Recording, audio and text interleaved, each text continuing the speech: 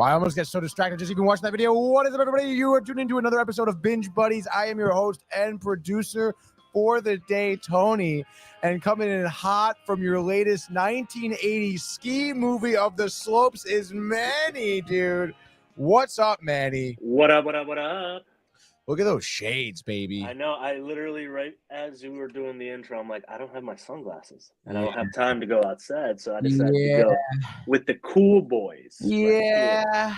Dude, are you Fernando Tatis Jr.?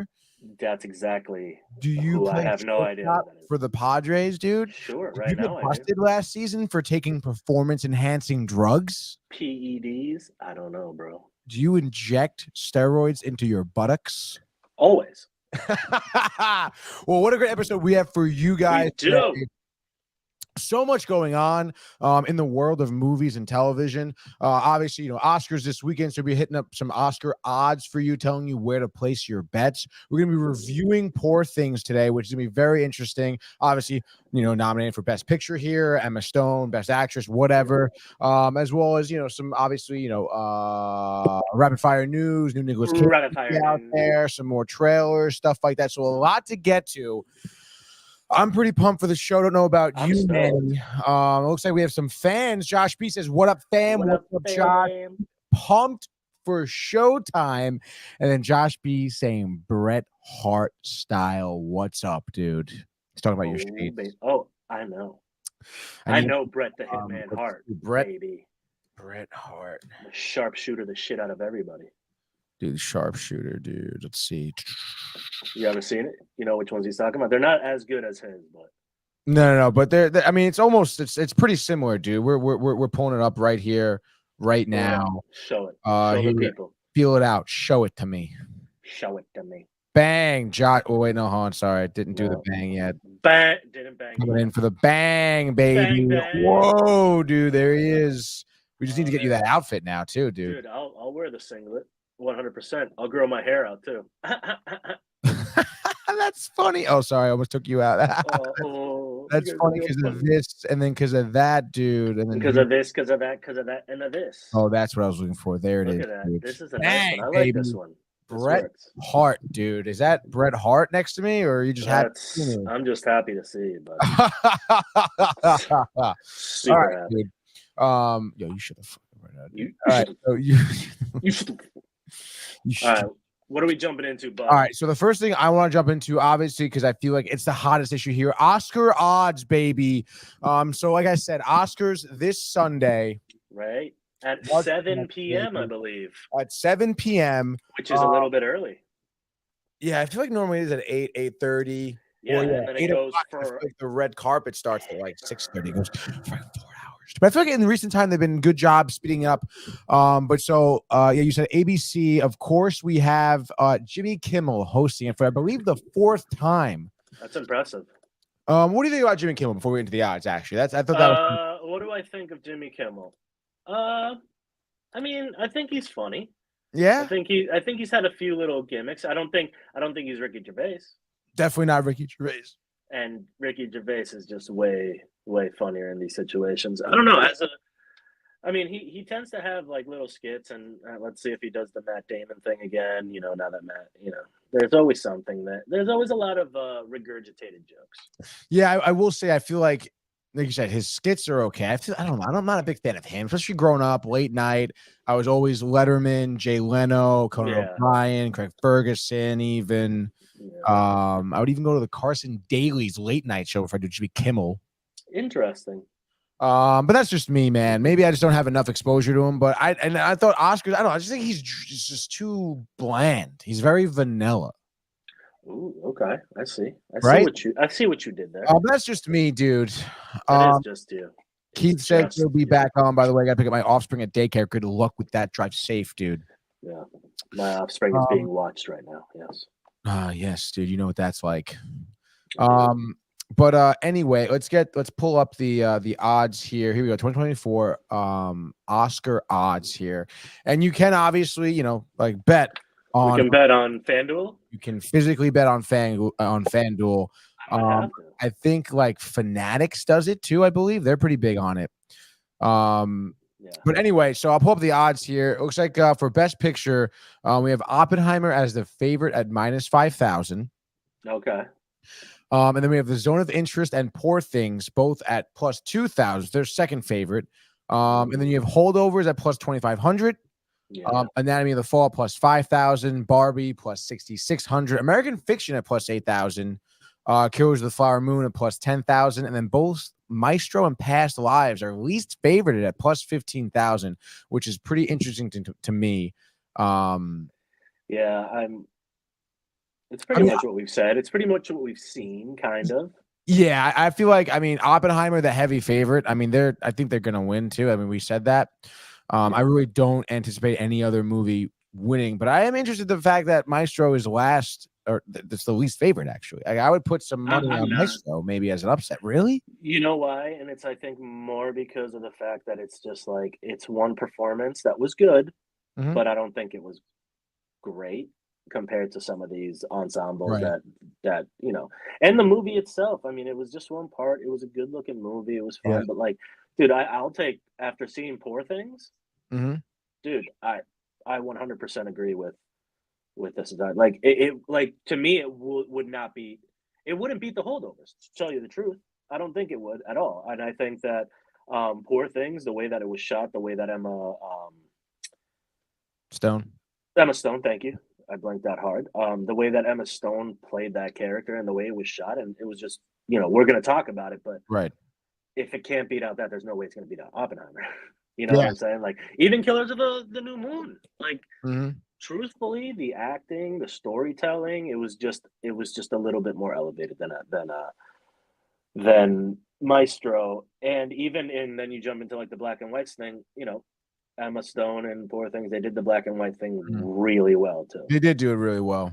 So, yeah, but still, I mean, if you were a betting man, would you put money on Oppenheimer? I think so. I think just overall, the directing, the visuals, the acting. Yeah. I think all around package wise, which is what this award would be. I think they got it. Yeah, no, I totally agree there. But I do think Poor Things, it really, like I said, we will talk about it, but I think it did a much better job than I thought it was. It's interesting. I'm actually really pumped to talk to you about it. All right, so next up, best lead actor betting odds here. Obviously Cillian Murphy -1,000. He's favored. Paul Giamatti at +550, a tight dog there. Bradley Cooper at +1,400, and then we have Jeffrey Wright and Coleman Domingo for American Fiction and Rustin, respectively. There, at +8,000 is the least favorite. So plus money, Paul Giamatti, right? I mean, that's got to be a good bet. I think you could split that either way. I think Giamatti played an amazing role, and everything about just the physical role of it too. Right. The lazy eye and having to be a certain way, and like, he played that role to the fucking T, and the storyline worked for it. But again, Cillian Murphy is, I mean, he was Oppenheimer. Right. No, he played it really well. He did it really well. Now, like, and go ahead. No, I just saw him in something else, and it was just kind of like, he's a great actor. Yeah, no, he really is. And obviously him and Nolan, I mean, them together, they always make great films. Yeah. And he pulls the best out of Murphy, no doubt. So he really does. I find it interesting because I think Giamatti is going to win Best Actor. And for me, I feel like it's because, I mean, I know it seems kind of weird, but I think I saw more of Giamatti in the Holdovers than like Murphy and Oppenheimer. I forget what that like in the sense where a lot of scenes of Oppenheimer, Cillian Murphy, there weren't dialogue. It wasn't dialogue. Yeah. It was him just kind of reacting or thinking or whatever it was. And I just feel like because of that, like Giamatti, the way, like you said, the way he delivered that performance. Some of his lines, the way he delivered those lines, like really stuck with me. 100%. But do you think like, do you agree with maybe like with what I'm saying, where like Cillian Murphy, although obviously did a great job, could be the favorite, but because of the scenes where there weren't a lot of dialogue, I feel like I would give that more to Giamatti. Like, do you agree with that? I think easily. Yeah. Did he won one though? Didn't he? Did he win what? An Emmy, SAG? Like what did he win? Or sorry, okay, not Emmy. He won a Golden Globe, I believe. Golden Globe, right? So SAG for Best Actor. I wonder if Murphy won for Best Actor, because I don't think he. Oh yeah, he did. He won the SAG award for Best Actor. SAG. Who? Cillian Murphy. Yeah, Cillian Murphy did. Yeah. And then, but what about the Golden Globes? Giamatti won the Golden Globe. Yeah. So like you said, it's a very close race, but I do agree with you a little bit more, and I think that's also why like Robert Downey Jr. did so well, is because he had a little bit more talk. He had to act a little bit more in dialogue based. But dude, you can't really, Cillian Murphy, you still have to act and be able to show something without any language. That's not easy. And he did that, and he did that well. You felt the angst and the fight that he had to go through with himself. And that's something that I think Bradley Cooper kind of did, but it just wasn't enough compared to these two. And again, I think Paul Giamatti could take it, and I think he should take it, because at the end of the day, though, Manny, who are you putting your money on? Me? Yeah, you.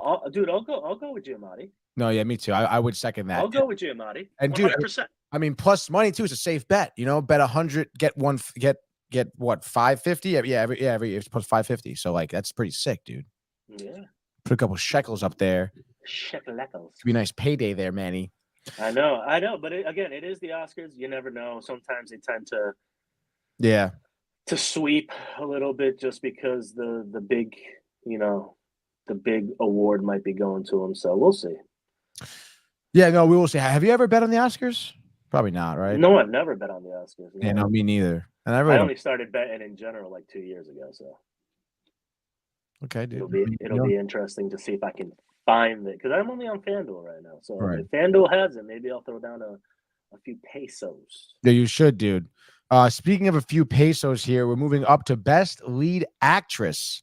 This one's gonna be rough. And we have Lily Gladstone for Killers of the Flower Moon at -175. She is the favorite. Clearly a tight favorite, not a heavy favorite.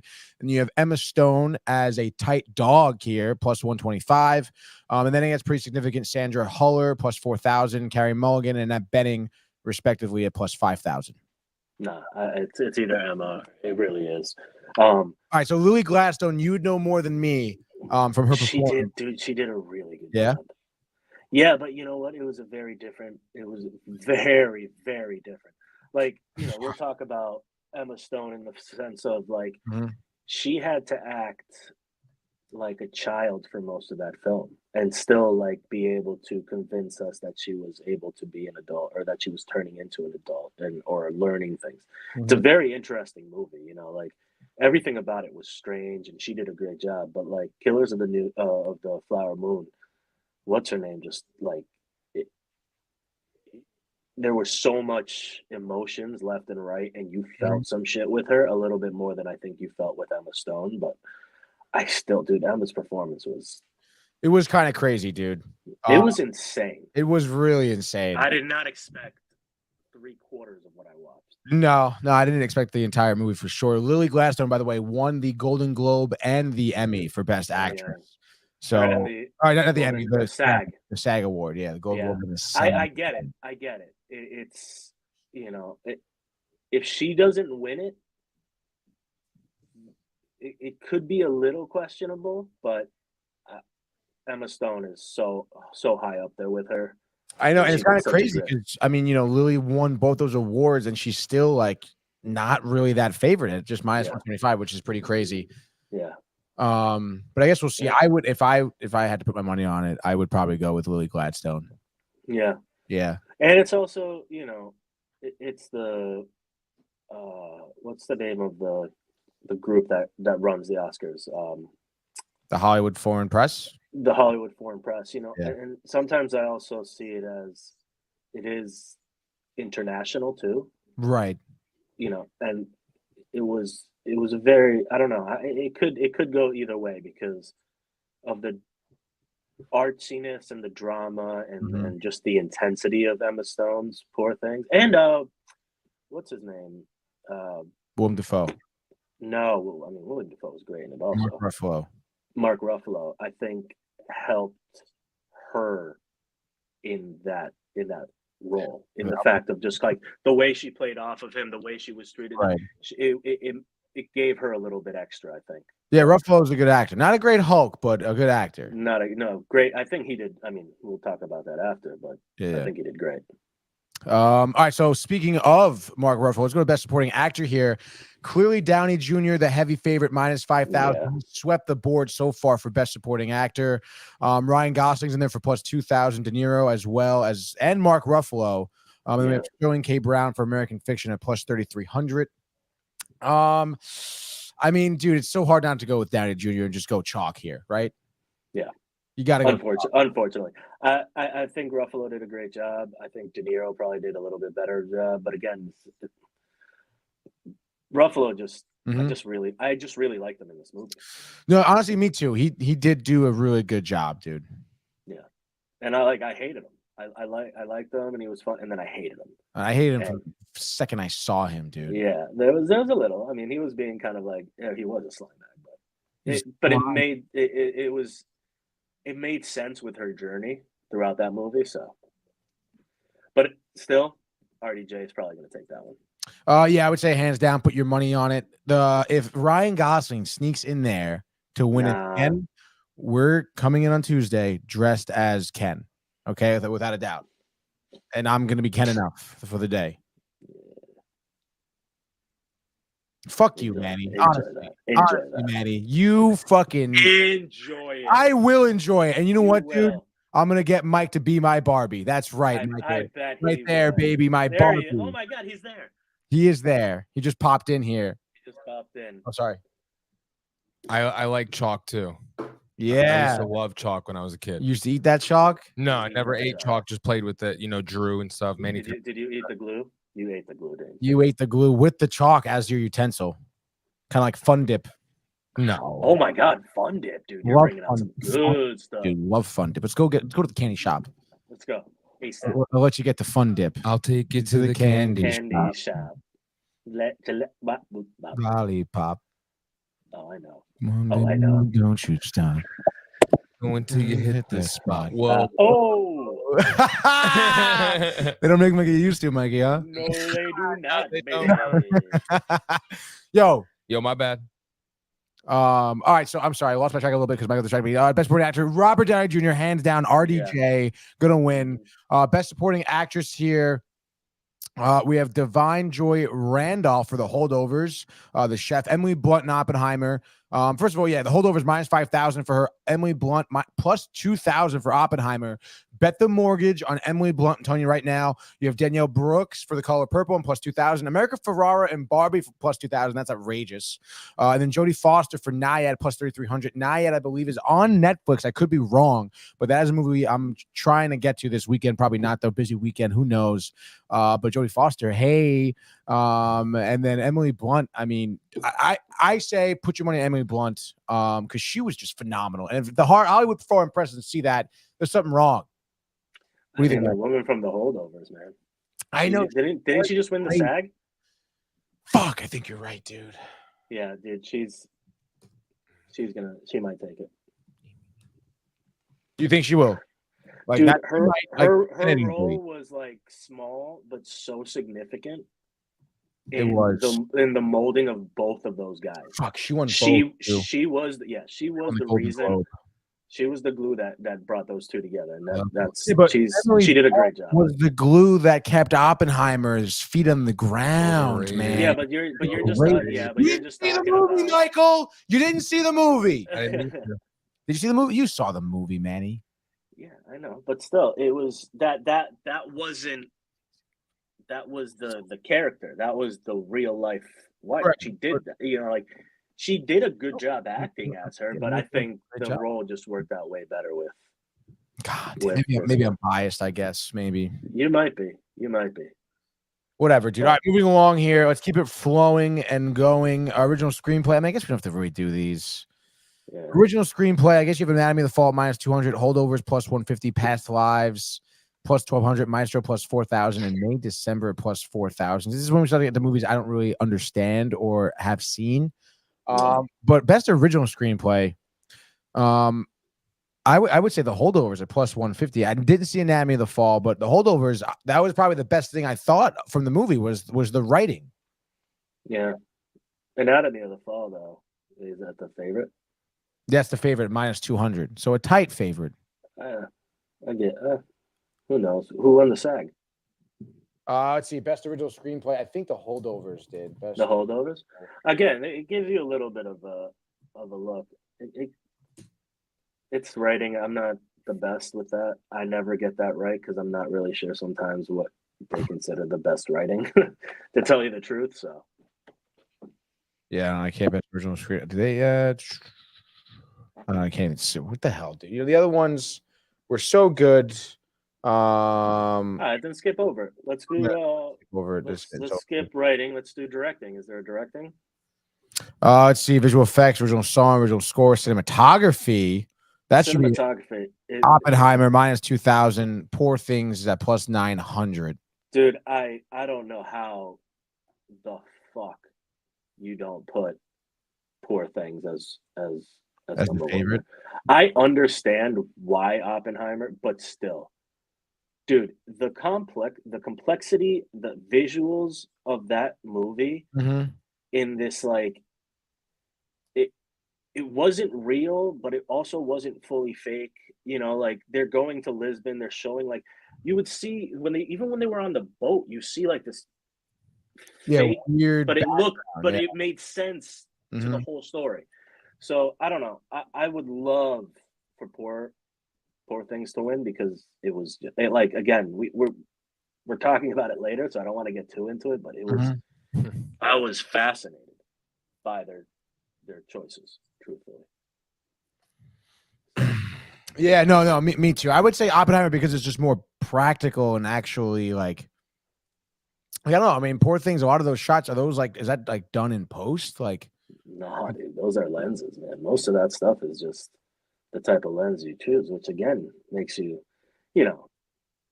see how crazy it is. Like those are vintage. Everything with the swirly backgrounds, like that bokeh, where like everything isn't really in focus except for like it's tack sharp in the center.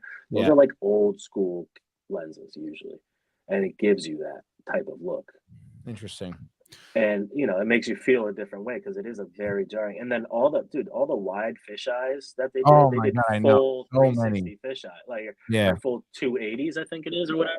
Dude, it looked crazy. The aspect ratios changed almost every other shot. You're going widescreen, you're going fisheye, you're going 4:3, you're going it was like visually you're always questioning what you were watching because it was that good. And some of them they played it longer, like they played clips a little bit longer because you have to focus on all this stuff. And then they used a lot of movement with the wides, which gave you that warped feel in the corners and stuff. Like every time they would like do a pan and you would just like, you're literally only panning like this much, but it looks like the whole room was moving with you. Like I don't know, man. I would love for it to win. I think it's better than Oppenheimer. I think Oppenheimer's a clean looking film. I think it's pretty. I think it's done right, but well, I mean, you were talking about it, so let's go. I mean, we're done with the Oscar odds. Let's go right into our next topic, Poor Things review here, dude. So, obviously, we just talked about it a little bit here. Nominated. I'm interested to see your take because you texted me last night, and what did you say? I said this movie is fucking nuts, dude. This movie is crazy. Crazy. I'd love to know where you were at when you texted me. I was about 35 minutes in. Okay, so things got really weird. So that was when Mark Ruffalo kind of just took her out. And I guess for the people at home and for Mikey right here. So this movie, Poor Things. Again, I didn't really like. You didn't understand it. I knew the plot. You just weren't. But I didn't really understand the backstory that Willem Dafoe's character would have, and really where the movie was going. But basically, I mean, it's kind of like a modern day Frankenstein. That's exactly what it is.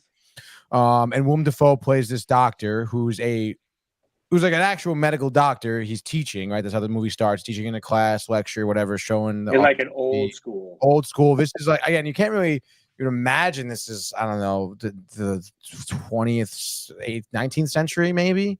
They used to do this a lot. It's an observation like surgery. So right, like, you sit high up. Yeah. And then he's like the only person in the center. And again, teaching, whatever. The lens choices. Yeah, exactly. So basically the storyline is that Emma Stone plays this woman who committed suicide. Okay. And she jumped off a bridge. Her body is washed up by Willem Dafoe's house, who's the doctor, and she's not like she's basically dead, but she's alive enough for him to work on him, right? Like rigor mortis hasn't set in, whatever. So he takes the body and it does an experiment. That's what he does. Does these experiments for the sake of science. Okay. And she's pregnant, so she takes the baby still. Again, like they're gonna die basically, and he's like, oh, takes the opportunity, takes the baby's brain and puts it in Emma Stone's head. And then reanimates her, just like lightning, electricity, just like how Frankenstein was reanimated. And then now she goes, she's a child's brain in a woman's body, basically, and he like helps her develop, right? Motor skills, speaking, stuff like that. And that's basically your plot line, right? That's what you would read if you Google this, and it doesn't really go into anything else after that. All right, so that's your plot, whatever. But you know, I guess I don't know, dude. I mean, this movie basically was like a soft-core porno. Well, to an extent, though, because like I just didn't expect that. You know, like that was 35 minutes in, and I'm like, there's like a lot of there's like mad. I didn't see like, that part. So here's that part the whole movie. I fell asleep. Stop it. Yeah, like it's very Okay, simple. so It's literally a watching in a woman's watching body. a child. Yeah. Okay. And she's getting acclimated to society. And naturally, like any other kid, right? Like Willem Dafoe is protective of her because she's like, like there's obviously you can't just be in society, right? Like you're a child.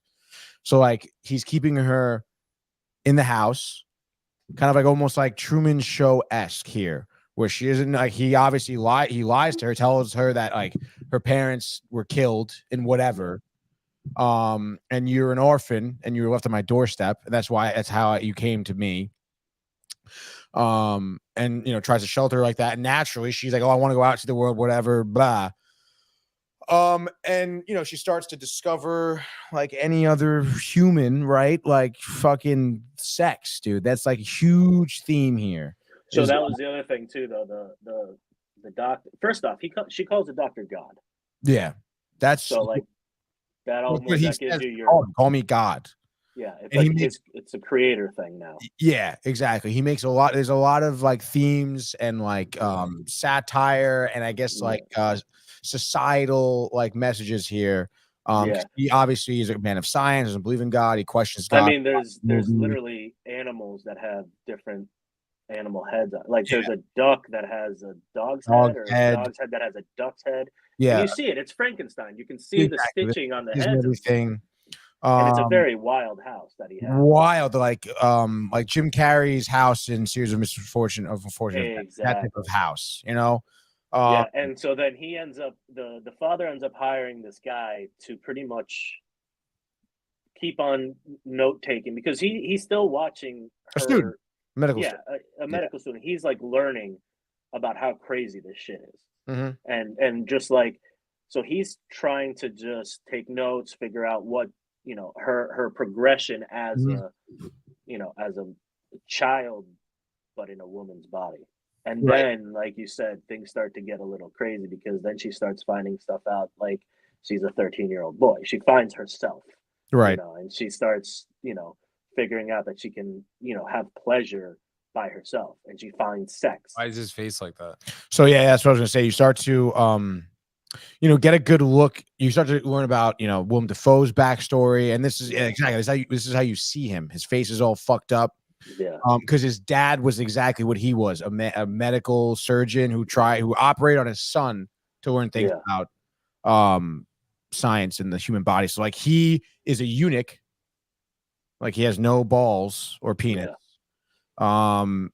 and he has like this weird, like I think what his dad took out like his gallbladder and oh, dude, his dad did the same thing that he's doing. And like they experiment on people. Yeah.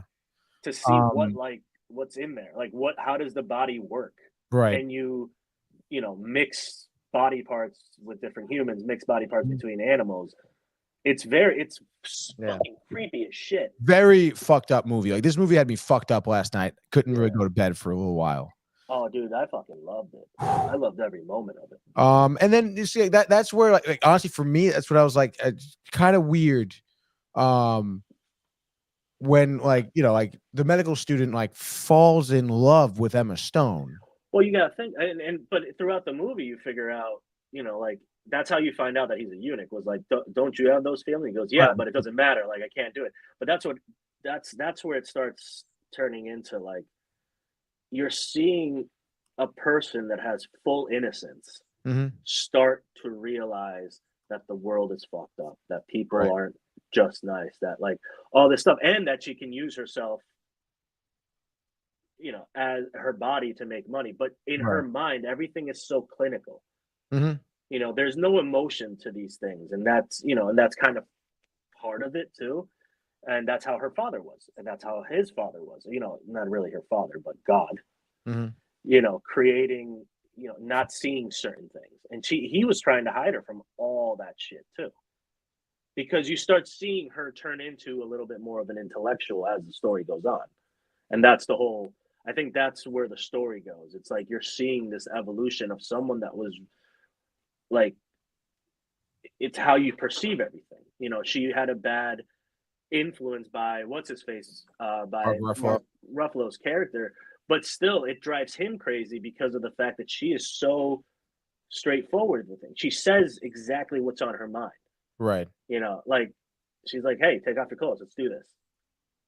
What does she call it? Jumping?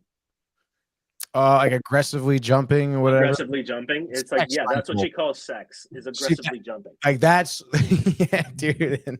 Tony likes that. No. Literally, I mean, you picture me. I'm in my room watching this, like, and I want to listen. Laughing. I want to listen. And it's not even. So it's like, and it's not even that. Like you said, it is kind of like soft 4.0. Like there was a lot of sex shown. Like so much, dude. Like, and it was again, like that scene. Dude, literally, like, so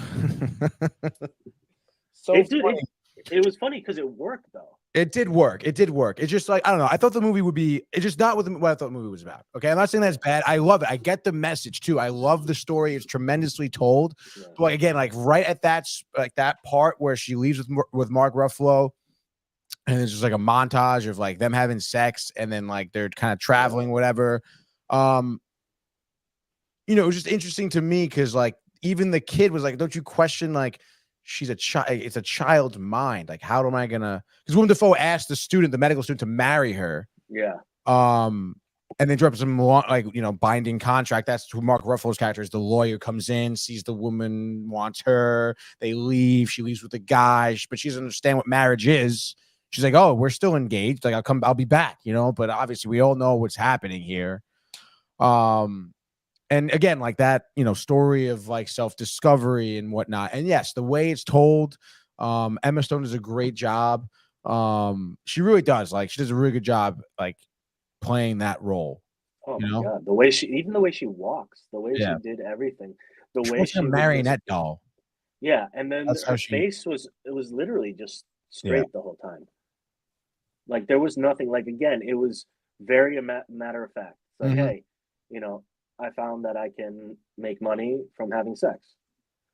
But after she does it the first time, she's like, after she does it the second time, she's like, wait a minute, this guy smelled bad and it's not good for me. How do I fix that? And then you watch it, and again, you start realizing, she starts seeing it, the way she starts talking with these guys and asking questions, be like, hey, what was your favorite childhood memory? And then she says a joke, and then she goes, okay, I like you, let's fuck. Like, like, and she did it so straight-faced. And truthfully, it was, like you said, a little uncomfortable at first because there's a lot of sex, but the sex doesn't, after you understand why it has to be in there, it just becomes part of the story. Right. No, it does. I mean, it's a huge part of the story. And then I realized that the director who made this movie, where's he from, Michael? Bulgaria? Greece. Dang. And I was like, that makes sense. All the sex and stuff, you know. It was Greek like freaks. freaky. Yeah, Greek freaky. He like wanted to do that weird stuff. He actually was supposed to make My Big Fat Greek Wedding 3, but then it got too weird, so they fired him. Really? Yeah. No, I'm just kidding. I'm kidding, dude. Too Greek. Yeah, too Greek. Too much Windex. Yeah. But the movie was good. Let's get cinematography wise. Yes, the fishbowl lenses were sick, dude. I thought that was so cool. Even honestly, I thought the opening shot too, where you don't see Willem Dafoe's face. When he's coming downstairs, the feet walking into the room to see Emma Stone playing the piano. I thought that was really cool. Obviously, and the music. The music was great, dude. So there was so much. Like it would be like random like quartet like strings like some type of weird quartet, and it's just like it dude. I go, I don't know. I'd be like, why am I so like anxious in the scene? And I'm just like hearing the screeching of the like that of the violins or whatever. I was like, Jesus Murphy, dude. Dude, it was intense. It was intense. Just thinking about it, dude. Honestly, the movie gave me like mad like anxiety the whole time. I was literally like sitting on my couch, like just fucking focused. And then when the fucking the husband comes in the end when they're getting married, dude. By the way, after this whole thing, Michael, after Emma Stone gets the train, the whorehouse, the whole kits and caboodle, dude, she comes back to the manor because Willem Dafoe is dying, and the medical student who she was wed off to be with is like still getting. And honestly, probably the one line, Manny, by the way, that made me laugh. Right. Which part? It's actually made me laugh out loud. They're walking, at that Willem Dafoe's manor, right? The medical student Emma Stone, and she obviously now she came home and she understands more about how society is, and that clearly getting whored around isn't looked upon nicely. And she's like, oh, like you still want to marry me after I've been like I was a whore, and he goes, yeah, I think that's fine. I mean, whatever. I guess love you, whatever. And she goes, oh well, it's because normally I charge 30 francs. And then he like his smile kind of went down to a friend. He goes, well, that seems kind of cheap. That one really got me. Like he was cool with it. He's like, you're probably some high end whore, who maybe like didn't even see a lot of. And then 30. He's like, oh shit, 30 francs. But again, it goes to show, like throughout the whole thing, she doesn't care about money. It's not about the money. She just needs to get to what she needs to do. That's why she hid all that money from what's his face's Mark Ruffalo for a while. Yeah, and and then paid away his money. Yeah, it's experience that she wants. She could care less about that. She wants the experience, dude. She wants the experience. And no one's well, yeah, when they're gonna they're gonna get married now. At the end of the movie, you're like, oh, this is the end. You're gonna get married, happily ever after. And then the fucking husband comes, who like from her previous life when she killed herself, the husband comes in and she gets, okay, I'll go with you. Like after literally, like I was like, all right, so any fucking thing that goes on, this bitch is just like, yes, okay, let me go. All right. And then the end was cool, I guess. So the end is like she goes, like Willem Dafoe dies, and she takes his brain and puts it into her husband's body. Because you find out that the husband, like, she was a bad person. They were bad people.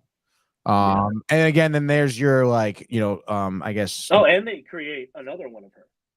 Oh, yeah, they do. Willem Dafoe. That was the other thing. She leaves, and then he decides to create another one because he like, I didn't understand what they were trying to say with that. Because they were trying to say Willem Dafoe and the medical student are bad people still. Like, they didn't really love her. They just, like, care more. No, they said they missed her. They missed her, and they wanted to create another one. And you can tell because when he comes out and he treats her like shit, and he goes, "I don't want to have the connection." Attachment to this one. Yeah, so it's a mind fuck left and right. I mean, it is. They're all poor things. That's really what it comes down to. Every single person, it's poor. It's all poor. It's all terrible. But then because like that last shot, when they're just chilling in that garden.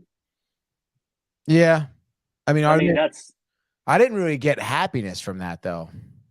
Oh, dude, she gets to do whatever she wants now. Her and her friend. That's the evolution. It's her becoming like capable. She got revenge without being too crazy. She got everything that she wanted, and she understood. She got her adventures out, and her. Actually, that's right. It's kind of her lesbian friend because they bang too. They did bang.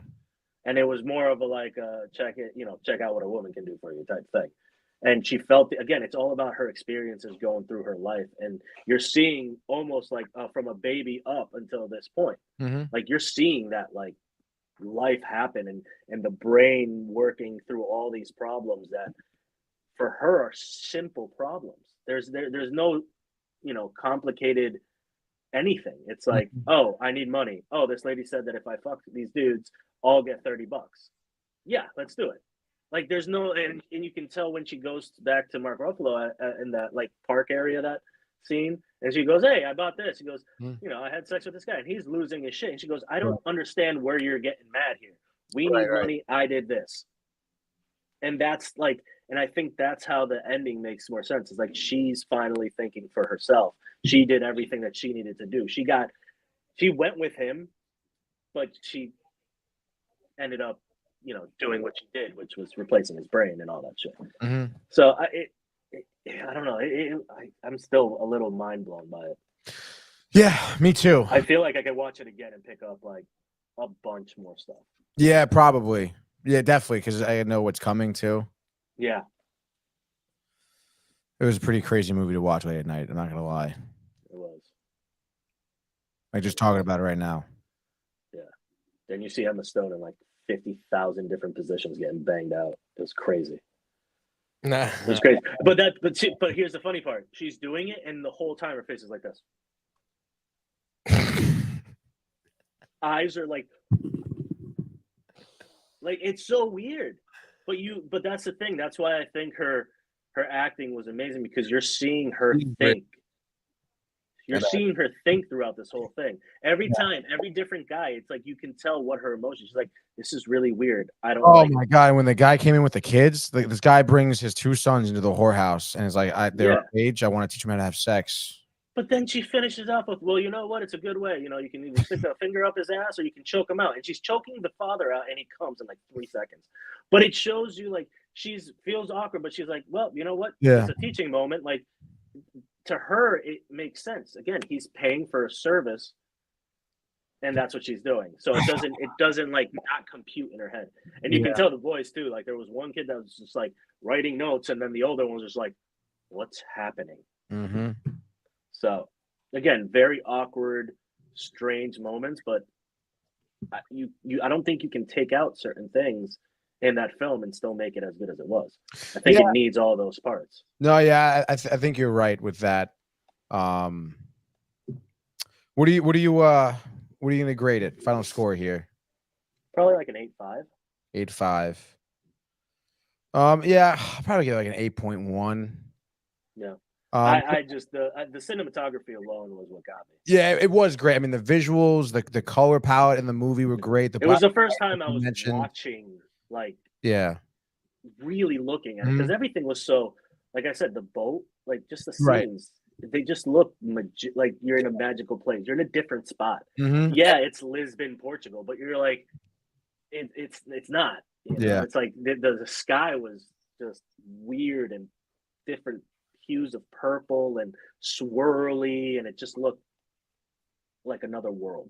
Yeah, no, and I think like we mentioned, like that fishbowl lens, I feel like you saw it like probably 3 times in the first couple minutes, and I thought like this is gonna be annoying stuff here, But if you follow it, it always happens at certain points, in certain ways that you're trying to see this woman. And how she acts. Because again, the world is like this huge thing, is pretty much what they're trying to say. Right. What I got is like, you're looking at the world through a fisheye. Like you're seeing everything. And that's what she sees. She sees everything around her, everything in front of her, everything up, down. Like she is trying to absorb all of it and learn every step, So. Right. Yeah, I mean, a good movie. I mean, I can't see it winning Best Picture, but like you said, Emma Stone for Best Actress, I think would be kind of crazy, because that'd be her 2nd time winning it. What'd she do, La La Land? Yeah, she won for La La Land. Which I want to say like not many women have won it multiple times. Obviously, Meryl Streep has probably won. Yeah, Meryl Streep's like the fucking what's his actress who won Best actress Oscar more than once. Frances McDormand won 3 times for Fargo. Oh yeah, she crushed it. 3 billboards outside Ebbing, and then and then Nomadland. Wow. Nomadland, yeah. She crushed it, and she also won a bunch. I think a bunch of Emmys too, because she was on Nurse Jackie, I think it was called. Oh yeah. Dude, and that show was so good, dude. Wait, no. So yeah, was it Nurse Jackie? Nurse Jackie? It wasn't Edie Falco. Edie Falco, I'm thinking of the wrong one. They do look very similar. They do.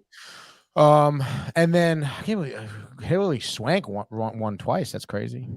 Hilary Swank won for $1 Million Baby, and what else? Boys Don't Cry.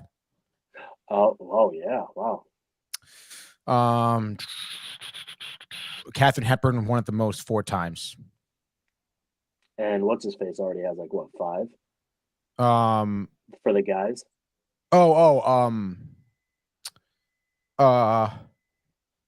Yep, Gangs of New York, and yeah, I know who it is. What the hell? Why can't I think of his name? Crucible. Fucking Andrew Lincoln. Dude, why can't we know like the greatest actor who ever lived? It's his name. Because he's that good that you don't realize him. You just realize his characters. That's how good he fucking is. Blood. Why? Willem Dafoe is popping in my head right now. It's really annoying. I know, that's because he's in the other movie. It'll come to me, dude. I don't even want to look it up. Don't look it up. Don't look it up. I'm not gonna look it up. In your brain, it'll pop up. It'll pop up. Don't worry. By the way, Donnie Smith, I believe, in the comments just wrote, "I usually don't like subtitles, but have you checked out Shogun?"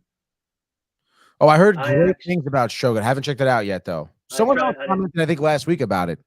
Daniel Day-Lewis. Daniel Day-Lewis. Shut up. Thank you, Donnie. It was the D that got me. Yeah, D for Donnie. Yeah. Daniel Day-Lewis. No, but I tried watching Shogun. I had a bunch of kids screaming around me, so I couldn't pay attention, but it already started off pretty good. I think it's going to be a dope one to watch.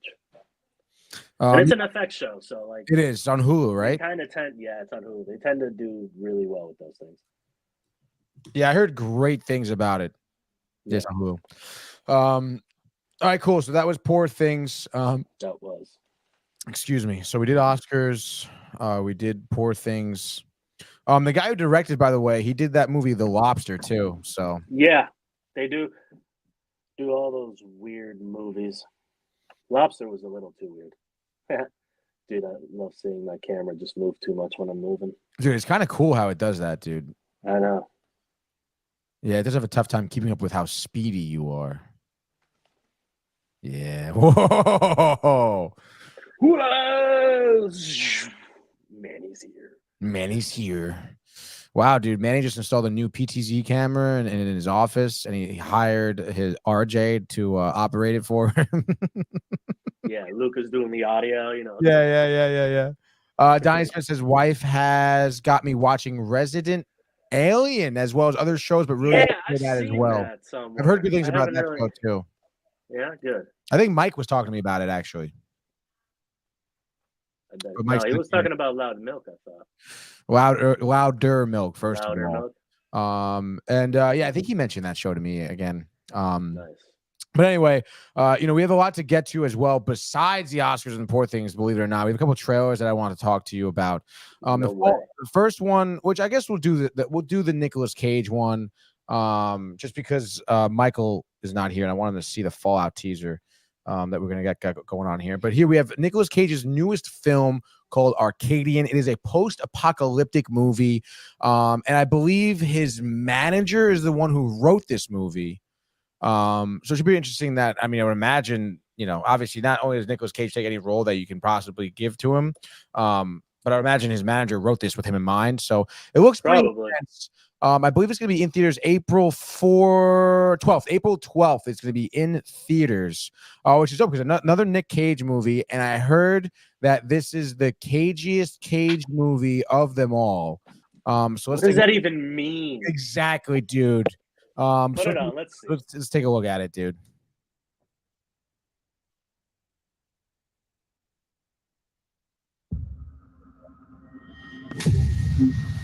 There are those who believe they came after the pollution people caused. And they're here to cleanse the planet of the human race. So we'll all become extinct. We have to stay vigilant. Do you understand? Yeah. All right. I'll meet you right here before the sun sets behind that hill. It was good to see you. You're late! Sorry, I lost track of time. Are we safe? Yes. Are we secure? Yes. Thank you for this food we are about to receive. Thank you for bringing us together as a family.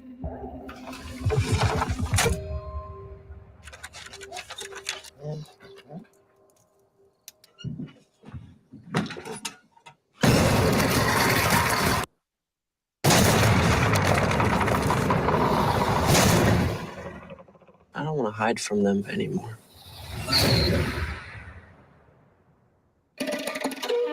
What do we do? Are we not men?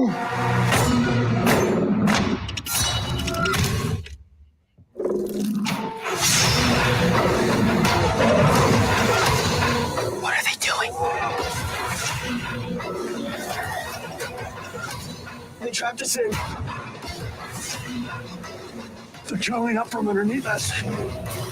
So break in any second. You need to trust me.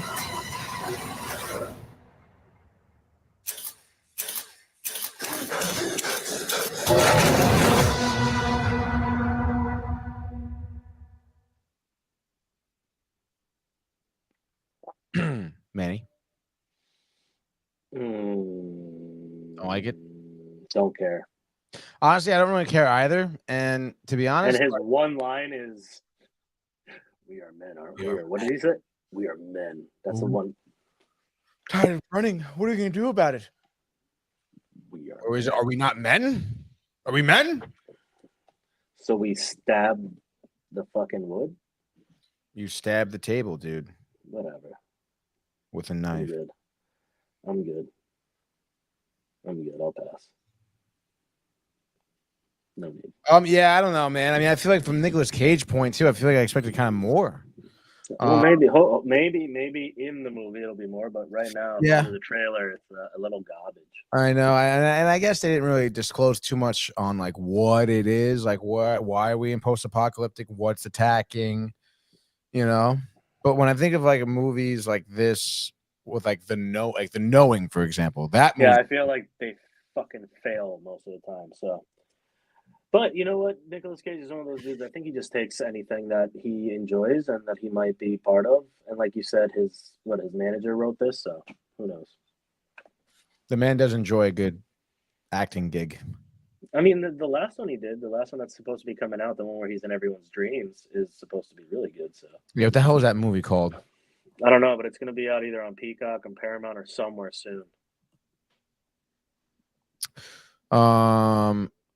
Dream Scenario. Yeah. Yeah, it is coming out on streaming. I believe 8/24 movie, so it must be Max. Okay. Let's see if it's streaming. Ow. March 15th. Right around the corner. Right around 7 days. on Max. Yeah. That's pretty sick, Yeah. dude. I love it. I can't wait to see that one. No, yeah, I'm pumped for that. This one, not really so much. I don't even get the title. Arcadian. What is that? Arcadian? Is that like a type of people? I'm gonna have to research that shite. Yeah, it looks like we will have to. But yeah, I guess not really so good, dude. I thought that would be better. My bad, guys. Next No, up, it's all good. we have the Fallout trailer number 2. So now I think we watched the teaser trailer way back when. Mm-hmm. This is going to be, I believe, an Amazon Prime show. And by I believe, I mean I know. April 14th is going to be hitting your Amazon Prime accounts. And it's based on the video game Post-Apocalyptic here. And it seems to be pretty straightforward to the video game. I know, Manny, you didn't play the game. I played Fallout 4 when I was growing up, Xbox 360. Great game. Didn't do Fallout New Vegas or whatever. But let's just take a look at it first, and then we'll talk. But it looks dope. I'm down. Let's go. So Hello there. Mm-hmm. I'm here to show you a wonderful place. A veritable Camelot, the nuclear age. Not made by God Almighty, but the working man. You can be a hero by purchasing a residence in a Vault-Tec vault today. Because if the worst should happen tomorrow, the world is going to need you to build a better day after.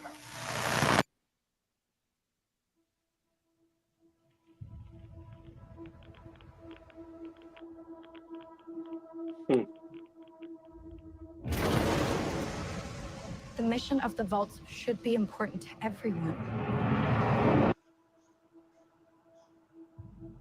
To come up to the surface one day and restart civilization. Can you tell me what's happened in the last 200 years? Holy shit. You're an actual vault dweller. I am. I thought all you dipshits were dead.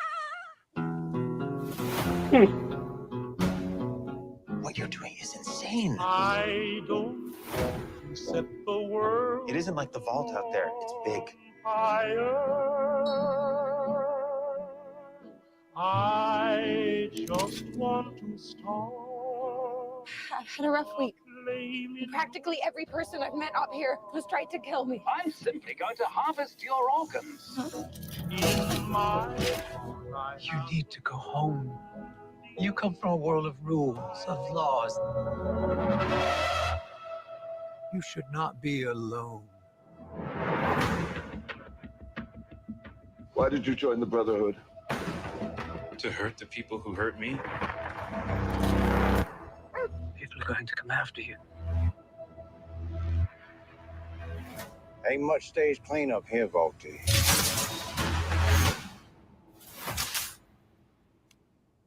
Well, now that is a very small drop in a very, very large bucket of drugs.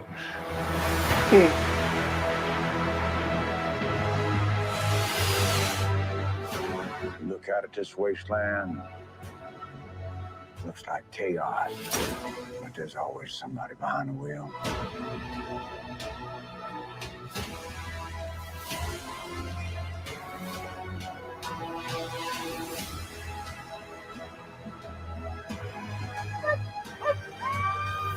What is happening here?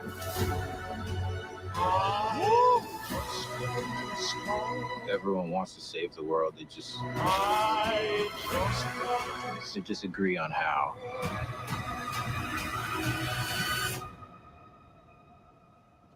There you are, you little killer.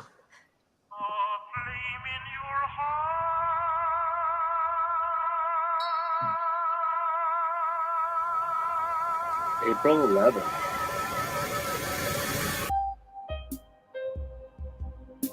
Do you Jablo Movie Network? Do you love Diablo? I think it's pretty I think it's gonna be freaking awesome. Honestly, I think that looks sick. I love how all episodes. It's gonna be a binge show, dude. Amazon, all episodes, April 11th. Binge it, dude. Yeah.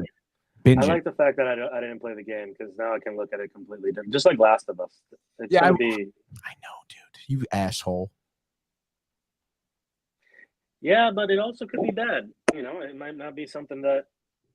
We're gonna get the two views again as usual. Mhm. You that have played it and know the storyline that goes with it, and me that has absolutely. I have no idea what it is. Yeah, I mean, I don't know. I feel like with a show like this, I would anticipate them kind of going off on their own thing, especially because I don't know. Fallout was one of those games where it was like open world in the sense where you can make different decisions that go to different outcomes of the game. So I don't really, like it really depended on how you played the game and how you interacted with people. I could kill a character and then I'd never see that character again in the game, whereas, The Last of Us wasn't really like that. Your path was kind of carved out for you. Yeah. So Well, that gives them a little bit more to play with, and it also is a Right. show, which can help out in the fact that you can choose one storyline for this season, another storyline for the next, and just Totally. kind of, move through that. But it doesn't look cheesy. No.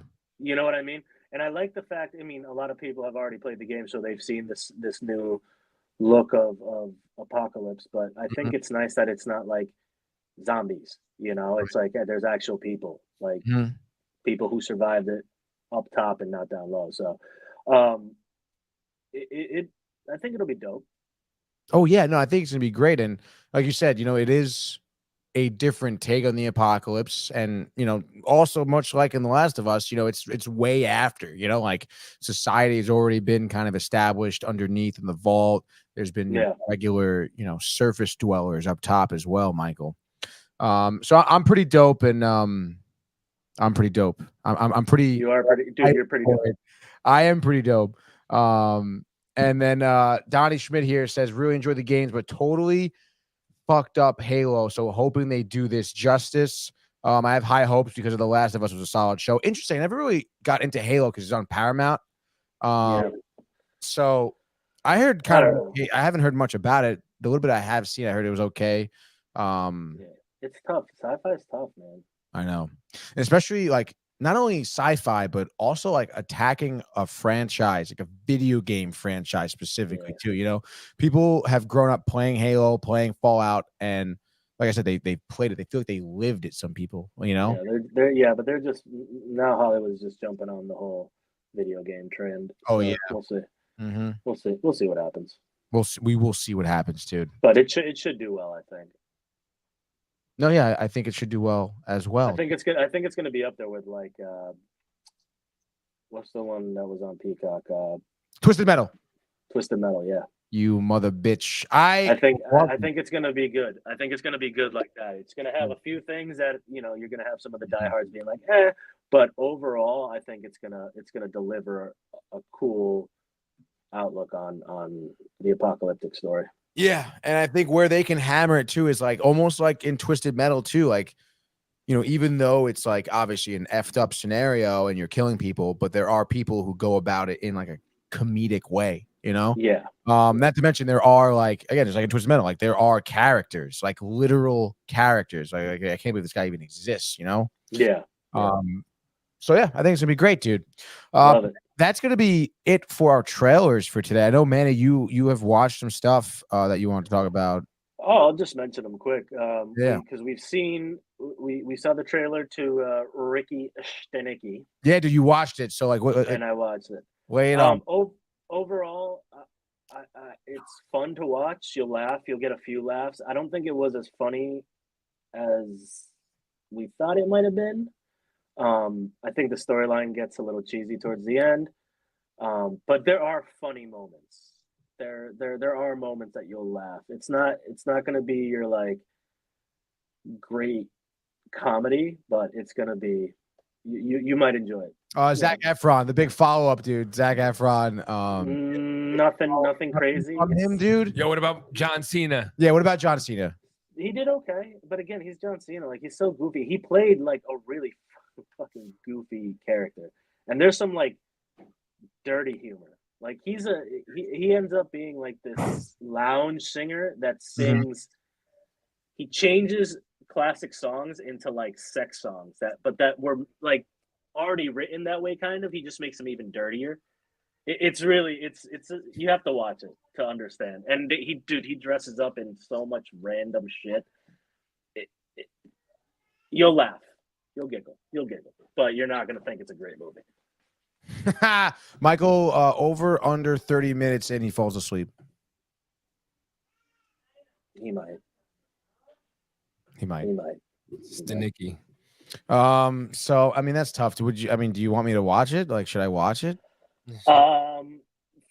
To just talk about, no, but if you are doing something and you want to put it in the background, you'll catch some times where you're going to be like watching it, laughing, and then you'll move on to like something else you're doing, and then 10 minutes later you'll come back because they said you heard something. Like that's how it is. It's not like, oh my god, watch it straight through, staring right at the screen because it's going to make you laugh every 5 seconds. It's like you'll catch your pockets in there. Did you say I'm gonna catch my pockets? He just said that. You're gonna catch your pockets in there. I cannot wait to start using that sentence. Yeah. You listen in and you'll start catching your pockets. No, that's not what it meant. But we'll leave it at that. I don't even know what it means. Little pockets of comedy. Little dude. pockets of comedy. You're to Little catch pockets those of comedy. pockets. Like a gusher, dude. Like Yeah. everyone bite an explosion. Gushing in I your love mouth, gushing. dude. But you only get like 5 of them in a case. So. Oh, in a little LMNOP. packet. Yeah, that's right, dude. I haven't had gushers probably since like freaking freshman year of high school. Well, then fucking be a man.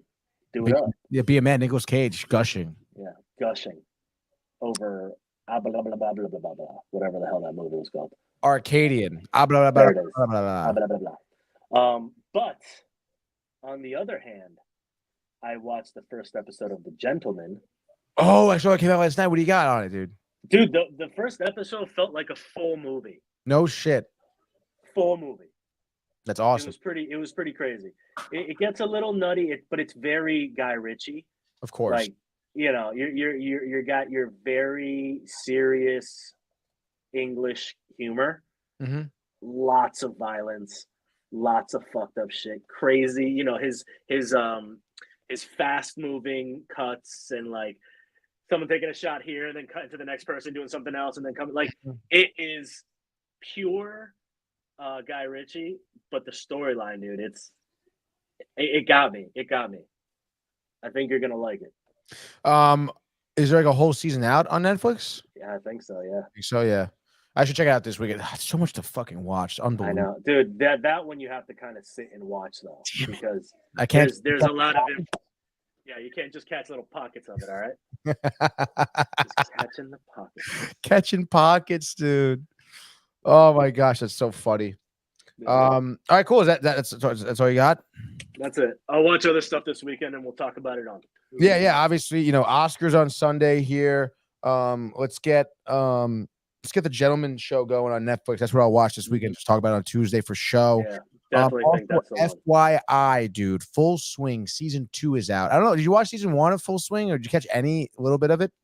Full Swing is on Golf, Netflix. It's about golf. It follows. It's almost like the quarterback show they did, but with golfers.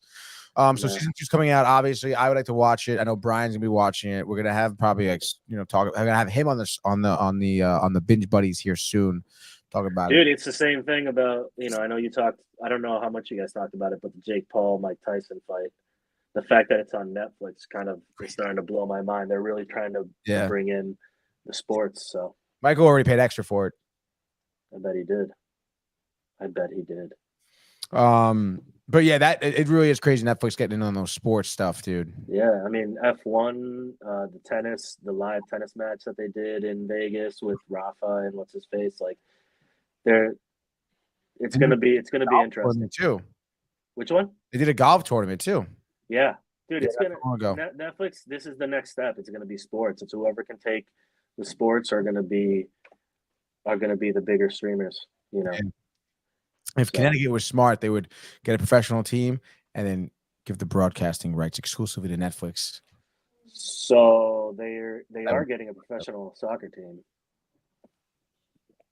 here in Bridgeport, actually. So are you stoked about that? I'm super stoked. You have no idea. You catching pockets? I'm gonna catch all the pockets, dude.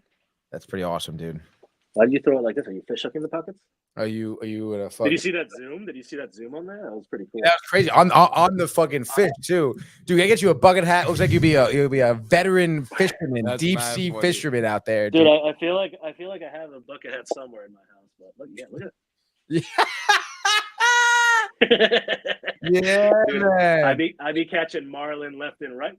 Marlin. Love Marlin. Oh yeah, dude. You know what Marlin is. I know Marlin. You don't know Marlin. I know Marlin. Marlin's a good guy. Marlin Brenda. Marlin. By the way, we have a comment here from Michael Buckta. He says, Manny, you deserve a nice house by the beach in Miami, Florida when your hair turns gray, my man. There's 2 problems with that. 1, already gray as hell. 2, fuck Florida. I hate that place. Oh God, he says you'll be a grandpa in no time, Manny. Dude, that would mean that my child would be having a baby now, and that's not good. That's right. Poor Things Part 2, baby. Let's go. Oh, Poor Things. Oh, all right, God. I'm fucking donezo, dude. Totally tapped out.